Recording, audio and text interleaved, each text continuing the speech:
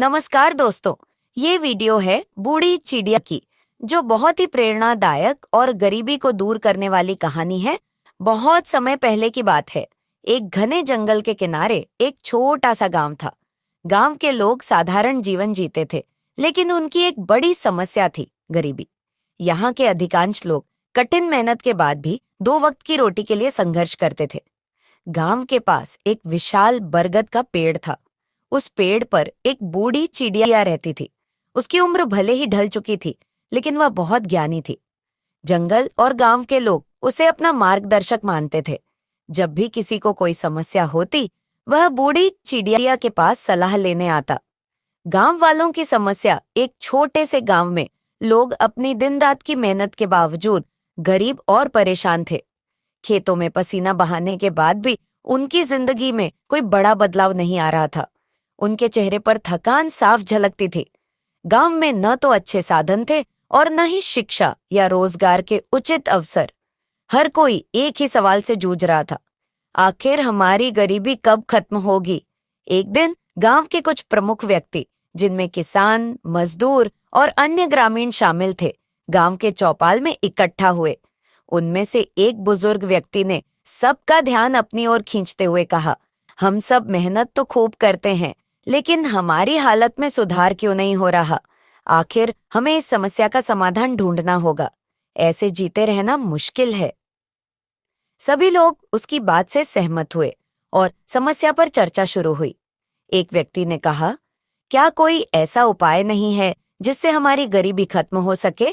हमें कुछ ऐसा करना होगा जिससे हमारी आने वाली पीढ़ियां बेहतर जीवन जी सकें।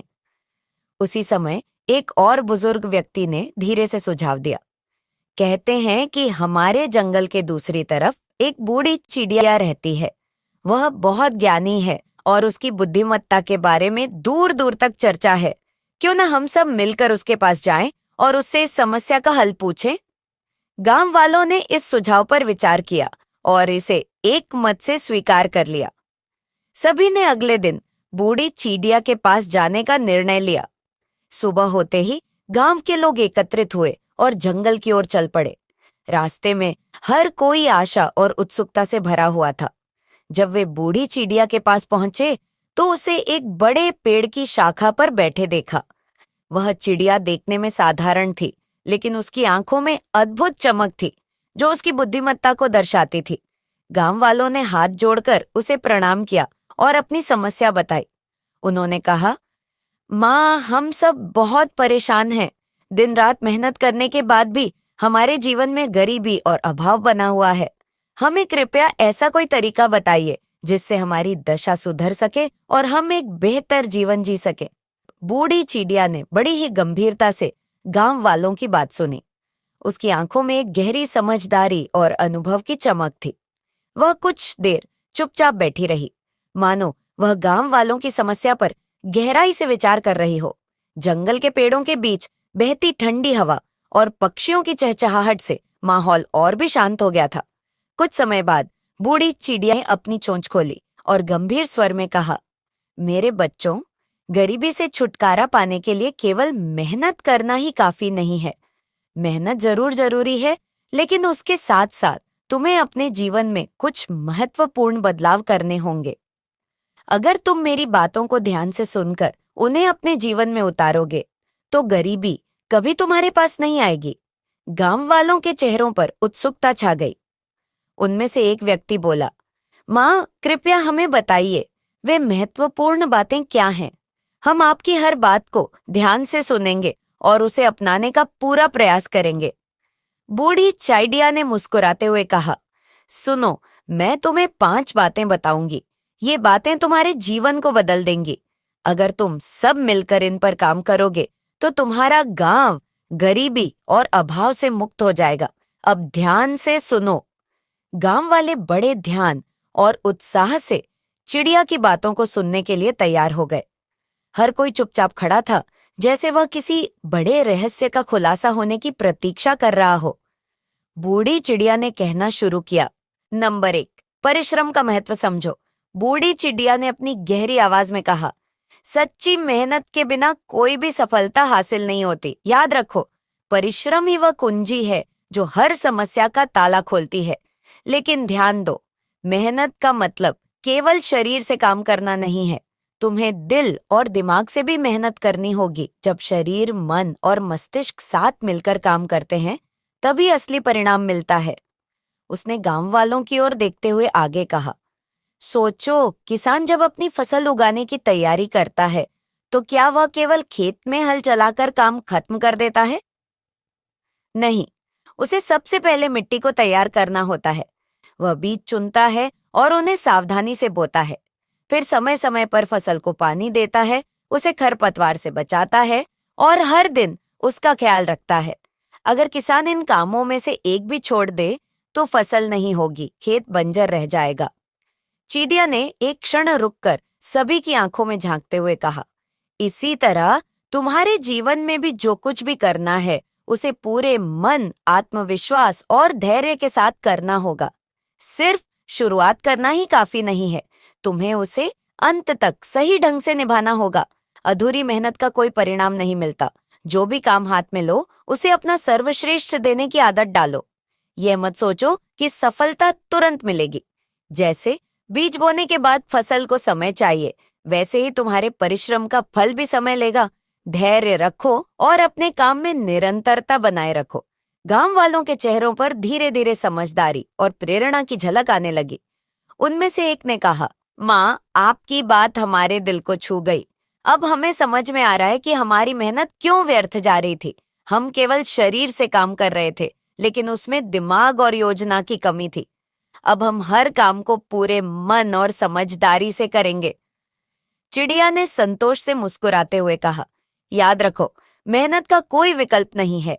तुम चाहे कितनी भी मुश्किलों का सामना करो, अगर तुम सच्चे परिश्रम से काम करोगे, तो कोई भी ताकत तुम्हें सफल होने से रोक नहीं सकती। गांव वालों ने सिर हिलाकर उसकी बात का समर्थन किया और दृढ़ निश्चय किया कि वे हर काम में पूरी मेहनत और ईमानदारी दिखाएंगे। नंबर 2, सही ज्ञान और हुनर को अपनाओ। बूढ़ी चाइडिया ने गहरी आवाज में कहा, सिर्फ मेहनत करना ही काफी नहीं है। अगर तुम्हारे पास सही ज्ञान और हुनर नहीं होगा, तो तुम्हारी मेहनत सही दिशा में नहीं जाएगी और उसका पूरा परिणाम नहीं मिलेगा। इसलिए जरूरी है कि तुम अपने ज्ञान को बढ़ाओ और अपने हुनर को निखारो। याद रखो, आज की दुनिया में सही दिशा में किया गया प्रयास ही असली सफलता दिला सकता है। गांव वालों के बीच कुछ हलचल हुई। हर कोई ध्यान से चिड़िया की बात सुन रहा था।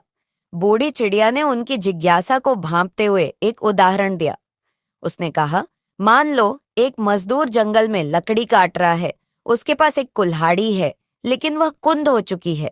वह दिन रात मेहनत करता है, लेकिन पेड़ काटने में उसे बहुत समय और ताकत लगानी पड़ती है। अब सोचो, अगर वह अपनी कुल्हाड़ी को तेज कर ले तो क्या होगा? पेड़ काटने में उसे न केवल कम समय लगेगा, बल्कि उसकी मेहनत भी कम हो जाएगी। यही ज्ञान और हुनर की ताकत है। जब तुम्हारे पास सही उपकरण और सही तरीका होगा, तो तुम कम समय में बेहतर परिणाम हासिल करोगे। गांव वालों ने सिर हिलाकर सहमति जताई। बूढ़ी चीडिया ने आगे कहा, देखो, आज तुम जिस स्थिति में हो, उसमें तुम्हें अपने जीवन को बेहतर बनाने के लिए अपने कौशल को सुधारने और नई चीजें सीखने की जरूरत है। खेती हो, मछली पालन हो या कोई और काम, हर चीज में नए तरीके और तकनीकें आती हैं। अगर तुम पुराने तरीके ही अपनाते रहोगे, तो तुम्हारी प्रगति धीमी हो जाएगी।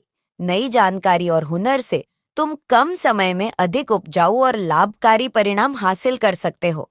फिर उसने गंभीर स्वर में कहा, सिर्फ अपने लिए नहीं, बल्कि अपनी आने वाली पीढ़ियों के लिए भी यह जरूरी है। अपने बच्चों को शिक्षा दिलाओ, उन्हें पढ़ने लिखने का मौका दो। शिक्षा ही वह औजार है जो उन्हें एक बेहतर भविष्य की ओर ले जाएगी। याद रखो, एक पढ़ा लिखा व्यक्ति हर चुनौती का सामना बेहतर तरीके से कर सकता है और अपने गांव और समाज की तरक्की में योगदान दे सकता है। गांव वालों ने इस पर गहराई से विचार किया। उनमें से एक ने कहा, माँ, आपकी बात सच है। अब हम समझ गए हैं कि सिर्फ मेहनत ही नहीं, बल्कि सही ज्ञान और हुनर भी जरूरी है। हम अपने बच्चों को पढ़ाएंगे और खुद भी नई तकनीकों और तरीकों को सीखने की कोशिश करेंगे। इससे हमारी मेहनत अधिक कारगर होगी। चिड़िया ने संतोष से मुस्कुराते हुए कहा, तुम्हारा यही संकल्प तुम्हें गरीबी से बाहर निकालेगा। हमेशा याद रखो, ज्ञान और हुनर का कोई विकल्प नहीं है। जो इसे अपनाता है वह हर बाधा को पार कर सकता है। गांव वालों ने इस बात को दिल से स्वीकार किया और अपने जीवन में इसे लागू करने का संकल्प लिया। उस दिन से उन्होंने अपने बच्चों की पढ़ाई लिखाई पर जोर देना शुरू किया और खुद भी नई नई चीजें सीखने की ओर कदम बढ़ाए। नंबर 3, बचत और प्रबंधन का ध्यान रखो।